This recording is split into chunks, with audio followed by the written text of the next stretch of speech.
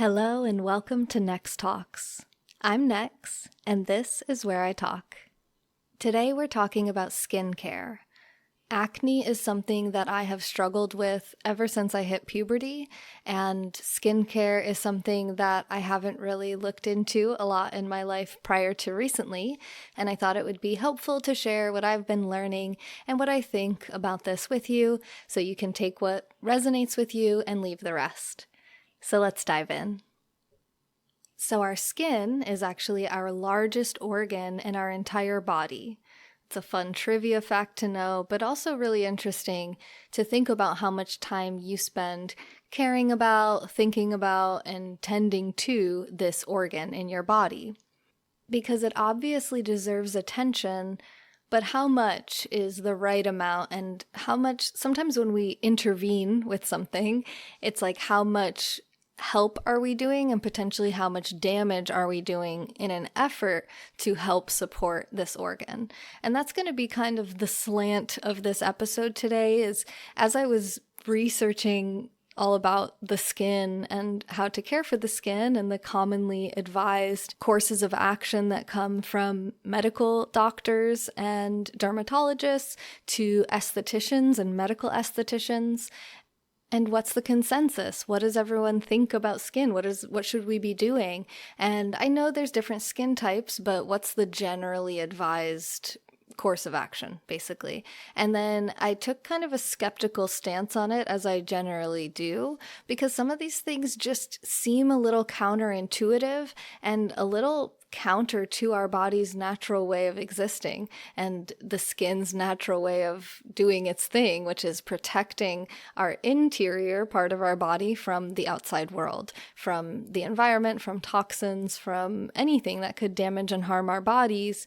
And some of this stuff that we do to take care of our skin, I think actually weakens it and makes it more susceptible to invasion by these outside things that the skin is there to protect us from.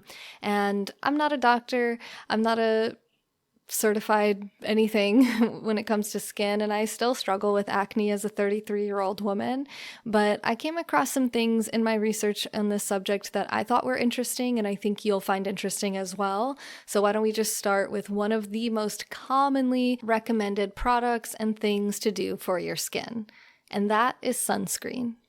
A seemingly simple subject. This topic got me down quite the rabbit hole, and I'm sorry to report that I don't have any great conclusions that I got from this research, but I do have some interesting things that I want to share with you, and then you can make your own decision based on what you think, your skin type, your preferences, the amount of sunlight you're exposed to, and so on. So the traditional generic recommendation is for people to wear sunscreen with an SPF of at least 30, which blocks 97% of UV rays. It should be broad spectrum, which means it blocks both UVA and UVB rays, and it's also suggested for it to be water and sweat resistant. Now, this is the recommendation for everyone for every single day. And this recommendation is across the board, from beauty bloggers who you would expect to be promoting products that they could have affiliate programs with and make money off of.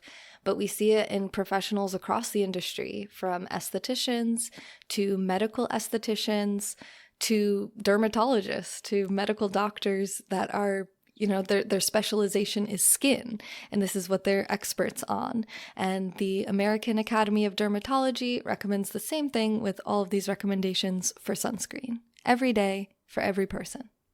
So there's got to be a good reason for this, right? There must be something really bad about having your skin directly touched by the sun, right? Well, not really. In fact, some sunlight is actually good for you. When the sun hits our skin, it activates vitamin D, which is important for a whole slew of processes in your body, there's not a lot of really solid research around vitamin D that I found other than its ability to process calcium in your body. So it's believed to kind of remove calcium from the bloodstream and put it into the bones. So it helps with calcium distribution throughout your body. There are some correlations between vitamin D and things like depression and immune system function, but there's not really solid research, in my opinion, that I was able to find. It's kind of like there's a correlation, but they don't really know what the causation is. If you had more vitamin D, would you be less depressed? Would your immune system function better? It's not 100%. There is some evidence that suggests that that's possibly true. So either way, it does look like, at least with calcium, which is really important considering your entire skeleton needs that, and you don't really want calcium in places in your body that you don't want it, like in your arteries, then vitamin D is very vital. You can supplement with it dietarily, but you can also just go outside and stand in the sun for maybe 15 minutes and also have a big boost.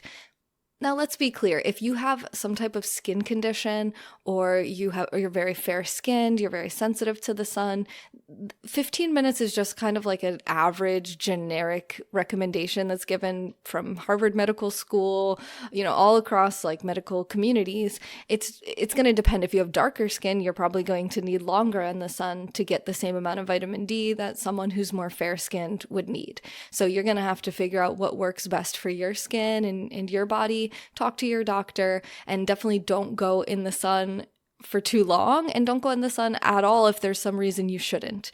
You can also use things like clothing to protect you from the sun outside of sunscreen. So things like hats, long sleeves, pants, things that cover your skin from the sun are going to obviously protect you in a way that doesn't involve having to put a product all over your body every single day.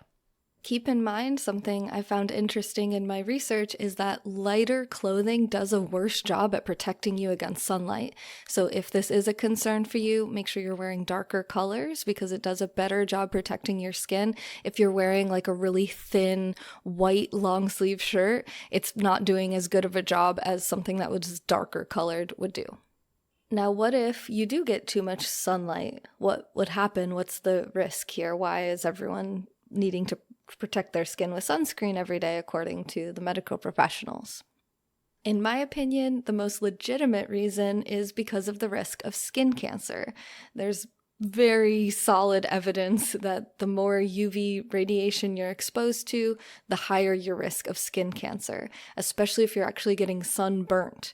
There's different spectrums. There's UVA, there's UVB. I didn't do a lot of research on that to know, I didn't really go into like tanning beds and things like this in this particular episode. If you're really interested in this subject and you want me to do a whole episode on more nitty-gritty in this particular subject, I'm happy to. I did find it pretty interesting, but I think we have a pretty good-sized episode here already with just what I did discover, so I'm kind of giving a general overview and really going hard on sunscreen. I don't know why I went down this rabbit hole, but I found it really interesting. It just really tickled my brain in an interesting way, and I think it will yours as well, perhaps, if you like to think about this kind of stuff.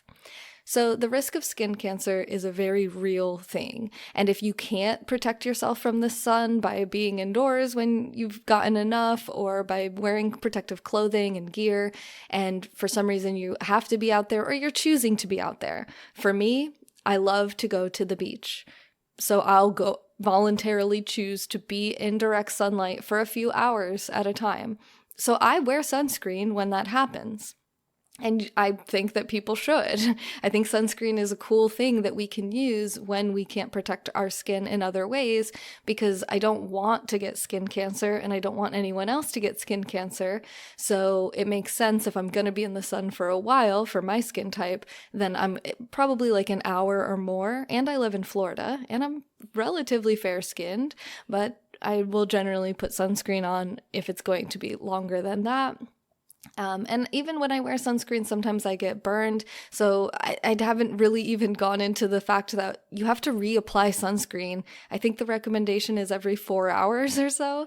So assuming you sleep 8 hours a night, you get 16 hours of, let's say 8 hours of daylight. Let's just keep it really conservative.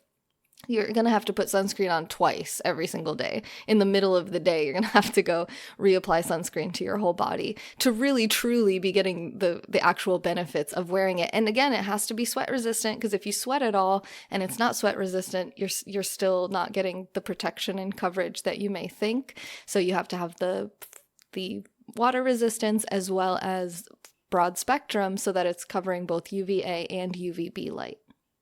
Before I dive in deeper into the specific ingredients and different sunscreens and what they may do, what kind of impact they have on our body, I want to just talk about some of the other reasons that they're suggesting we should be wearing sunscreen all the time. The other reasons outside of skin cancer, which I find to be really like the truly legitimate medical reason, is things like spots, like dark spots on your skin, premature aging, so wrinkles and kind of like making your skin look older than it is, perhaps. These things are all cosmetic. They're kind of vain, they're in the vanity branch. If you have a pimple and you go in the sun with no sunscreen, it might scar, it might heal in like a darker color, so you might end up with a little bit more of a spot, so you might want to use sunscreen for that. And that's fine. I mean, if people want to protect their skin for cosmetic reasons, that's fair. We all want to look our best, I think, but I don't know that it's like a medically justified really reason. I mean, I don't think there's any risk to your health if you have spots on your skin or if you have wrinkles or if you look older than you are. It's kind of, geared differently. But this is important to mention because the cosmetics industry is where sunscreen comes from. It's in the beauty supply industry and it's considered a cosmetic, really. I mean, your health insurance doesn't cover sunscreen. You can't go buy sunscreen and then, mail in your receipt to your health insurance, I don't think. So I just find it really interesting that it seems to be a beauty product more so than a medical product. Yet we have all these doctors and medical professionals telling us that we should be wearing this all day, every day. It just smells a little fishy, doesn't it? I don't know, maybe I'm making up this conspiracy in my mind, but I don't know. I just thought it was interesting and I'm just saying what I think. Maybe I'm crazy, but I wanted to kind of add that in, that it seems to be very much like beauty product related and cosmetic related more than it seems to be a true medical concern. Skin cancer is real, right? Skin cancer affects thousands of people every year.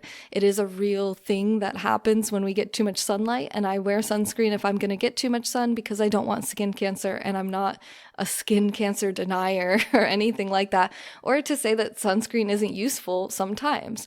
I just find it a little bit suspicious that the suggestion is to wear it all day, every day, anytime you're going to be around the sun. I just wonder why that is. And let's be real, it might not be some big conspiracy that, all the dermatologists are in bed with the cosmetics industry. It's probably more simple than that. It's probably just like it just perpetuates. So once it became a thing, maybe it did have something to do with that at some point, then every dermatologist and esthetician that's trained after that became the standard is just kind of rote memorization. It's just like, this is what my teacher told me, this is what all the other dermatologists say, this is what we say, this is what we believe, and it just becomes the norm without people really stopping to say, like, is this really necessary? And is it a liability thing? Are they at risk if they don't tell you that you should? Could you sue them for your skin cancer if they didn't tell you to wear sunscreen every day? And maybe they're just trying to protect their own butts. I don't know. I'm just researching sunscreen and finding some interesting things, which you've been waiting long enough. I will now share with you. There are two main types of sunscreen. I will say that the spray-on sunscreen is pretty much useless. Most places, most recommendations say that most of it isn't landing on your skin. You're just not getting the coverage that you're going to get from using a lotion or cream type of sunscreen. It's more difficult to apply. You might even need help applying it, but it's going to give you better coverage and protection than a spray-on. So once we get into the lotions and creams, there's two main categories of sunscreen. One is physical sunscreen and one is chemical sunscreen. So a physical sunscreen is like a titanium dioxide or a zinc oxide Did I say those backwards? One of them's oxide, one of them's dioxide, one's zinc, one's titanium. They basically look like white on your skin when you put it on. It doesn't really absorb into your skin. It really just lays on top of the skin and acts kind of like a clothing would. It's a physical barrier. It just reflects the sun away from your skin and protects you that way. Unfortunately, those are not, unless they're mixed with some other type of chemical, they're not water resistant or sweat resistant, so their uses are minimal, not necessarily minimal, they're useful, but also just the appearance of it. So we're getting back into vanity, but most people don't really like the look of that on their skin. I don't like it. It makes my skin look kind of like weirdly purple. I don't know, it leaves this like white residue on my skin. It's just not what I want to look like, especially if I'm going to be wearing it every day, all day, you know, but even if I'm at the beach, like I just don't want to be covered in white cream. It just doesn't, I don't know, even just the feeling on my skin. So there's different reasons you may or may not like this, but it does at least when you first apply it and don't get too sweaty or wet, then it will do a pretty good job protecting you from the sun. Then we get into chemical sunscreens. These are the most common forms, probably because they do absorb into the skin, which leaves you not feeling so greasy and like there's something sitting on your skin. You can't see it, but it is being absorbed into your skin, which might be a red flag. What is our skin? Our skin is the largest organ in our entire body. And it's there to protect us from environmental toxins, pathogens, and to protect us from UV light. So it's protecting the inside of our body from anything outside of it. When we hack the system and find ways to kind of surpass the skin, what kind of effects does that have, and do the potential risks outweigh the benefits? So let's see if we can look at the risk a little bit. I did find one source that said that skin cancer was the most common cancer in the United States, but unless my research is flawed, that doesn't appear to be the case at all. You're more than 5 times more likely to get breast cancer or prostate cancer. And the most lethal forms of cancer are lung cancer, colorectal cancer, and pancreatic cancer. So the risk of you getting skin cancer is a lot less than other cancers, and it's also much less likely to kill you than a lot of the other cancers. So the word cancer can scare us, but the risks associated with skin cancer are not usually of the life or death variety. It does happen, but it's not maybe this huge looming risk, especially for a society that spends more time indoors than ever before in history. And this is all while only 11% of Americans use sunscreen every day or report using sunscreen every day. So this is still 90% of the US population not using daily sunscreen, and these are the numbers that we have. So those are the risks associated with skin cancer. Now, what are the risks associated with chemical sunscreens? There's really not a lot of good evidence or data around this. There hasn't been a lot of research towards this subject, it doesn't seem like. But speaking of chemical sunscreens, what I could find that they do is, I'm just going to quote here, they absorb into skin, then absorb UV rays, convert them into heat, and release them from the body. Now, multiple ingredients that are very common in chemical sunscreens, because these chemicals work really well at doing that and protecting us against UV rays, are under investigation by the FDA regularly to figure out what is the effect of having these chemicals in our bloodstream. There's nothing super obvious right now, but 3 of the main chemicals do have some concern. So the 3 most commonly used ingredients and chemicals for this type of sunscreen is avobenzone, octinoxate, and oxybenzone. So I wasn't really able to find a lot of good evidence that avobenzone is really proven to be so bad for us. So personally, I'm not really as worried about that one as the other 2. Both octinoxate and oxybenzone do seem to be a possible endocrine disruptor. That seems particularly bad for females because of their estrogen levels. So these ingredients seem to interact with estrogen in a strange way and kind of interrupt the estrogen cycle or system. I didn't go into deep research around this, but this is a big red flag because, like I just got done saying, breast cancer is the most common cancer in America. So that means that something that messes with our hormones and is an endocrine disruptor, which is a hormone disruptor, could potentially play some role in that. So there is some chance, I think, and please let me know if you disagree and if I'm way off, because I'm not a professional scientist, I'm not a doctor. Again, I'm just a chick who likes to talk and think about things. So let me know if I'm way off base here. But aren't we looking at something that's showing us that we are potentially causing or helping the cause of a really prolific cancer, breast cancer, any hormonal cancer. And I mean, men's prostate cancer could be related to hormones as well. I don't know a ton about it. But if we're interrupting our hormone cycles to prevent a cancer that doesn't seem to be affecting a huge amount of people and isn't killing a huge amount of people either, isn't that kind of dumb? That it's what I said in the beginning about intervention. Sometimes we intervene because we want to help and we end up making things worse. I don't know for sure. There's no really strong scientific evidence that this is true, but it does seem to be a possibility that certainly hasn't been ruled out as definitely not true. So that's a huge concern. So definitely watch out for octinoxate and oxybenzone. They have even been banned by the state of Hawaii to protect coral reefs because they're bleaching the reefs. So if you're looking for products that don't contain those ingredients, I found a company called the Campaign for Safe Cosmetics, and they recommend Badger, Beauty Counter, Credo Beauty, Crunchy, Earth Mama, 11, Juice Beauty, and Unsun as their recommended sunscreen brands. So keep an eye out for those brands and take a look at the ingredients before you put something on your skin, because your skin is so important.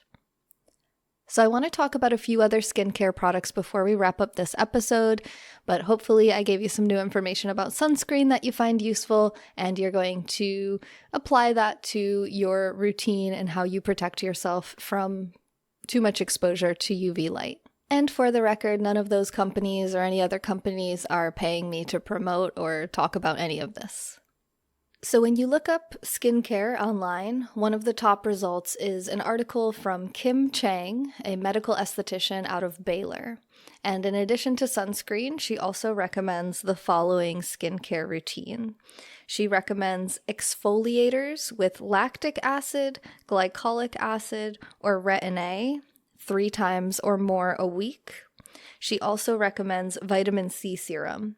Now, her particular skincare routine, which she included, also includes stem cell serum and a bunch of other things, but again, we're at almost 30 minutes in this episode already, so I didn't go on too many rabbit holes here, but I did look into some of these products, and I have a few things that I think are interesting. When it comes to exfoliating, it's a little confusing as to why people do this so much. So the way that the skin works is the outermost layer of the skin is called the stratum corneum.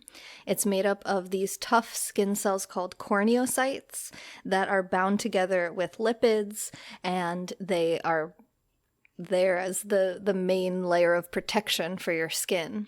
And a lot of these products, and exfoliating in particular, is meant to take that layer away. It's meant to take, not the whole layer, but it's meant to take away the layers of dead skin cells that would fall off on their own naturally. And the idea is that it makes your skin look brighter and more glowing. As we get older, it takes longer for these dead skin cells to fall off and be replaced. So again, it's kind of like this resistance towards aging that seems to provoke this, and people feeling like their skin is particularly dull. I mean, if I get some dry skin or something, I like to exfoliate a little bit, but you can use just like a washcloth or like some type of cloth or even like oatmeal or something to exfoliate your skin physically without having to use a bunch of really expensive expensive products. I mean, when I was looking into some of these products, it was like $120 for a little tub of cream. And it was just, I just can only imagine how much money people are spending, particularly women, and particularly driven by this fear of aging and not being as attractive as humanly possible. And it just doesn't feel quite right. As I looked into these different acids and retinoids, it seemed like lactic acid would be the preferred method if you are going to insist on using something like this on your skin, because it has more of a moisture factor, so it's less likely to dry your skin out as something like a glycolic acid or the retin-A. However, it does appear that most of these products can make your skin more sensitive to the sun, which is just so messed up. I mean, we spent so much time talking about sunscreen and the effects of the sun on the skin and how it can cause aging and skin cancer, and that seems to be the main focus for a lot of these skincare professionals. But then we get into things like this, like using acids to peel off layers of our skin to try to make us look younger and more glowing and vibrant. And then these are the products that make us more sensitive to the sun. It's like, what the heck are we doing? And I mean, most people do say to use these products at night before you go to bed so that you're not being subject to the sun while using them. But it's just more to keep track of. You know, when are you putting what on your face? What's going to make you more sensitive to the sun? What's going to protect you from the sun? Your skin by itself is pretty amazing and does a pretty amazing job at these things. And everything's different and unique. Some people are going to be genetically more sensitive to the sun or to certain products or certain skin conditions than others. But what really, really disturbed me in all of this research is that there was almost no information about diet, exercise, lifestyle, hydration, and how these things affect our skin. I do think our skin is a great indicator of our health, and I think that most of our health comes from predominantly what we eat and what we do, more so than what we can slather on the outside surface of our skin in an effort to put a Band-Aid on a bullet wound, so to speak. As for topical vitamin C serum, there's virtually no studies that really prove that that does anything for your skin. It does seem like vitamin C has good benefits for inside of the body. That's generally going to come from diet and not from rubbing it all over your skin. I did find that rose water does seem to be, there's really good evidence in my opinion, that rose water is an antioxidant, which can be helpful for all of the pollutants that we have in our environment that affect our skin. I believe UV may do some oxidation as well. I'm not totally certain, but I have been spraying some rose water on my face after I wash it. It's really gentle, and it's made by soaking rose petals in water. It's not some big chemical process. It's basically just water with some roses in it. Does it really do anything at that level of dilution? Honestly, probably not. It smells good. I like the idea of it. It feels nice to mist it over my skin. Sometimes I use it as kind of an aromatherapy thing, and sometimes I'll share it with other people and give them a few mists. People seem to like it. It's a nice little thing, but I don't know that it really does a ton for our skin health and skincare. Growing up, skincare was never an important ritual in my family, so I didn't really have much of a routine. When I started developing acne as a teenager, I did try things like Proactive and different like benzoyl peroxide, different types of acne treatments, salicylic acid.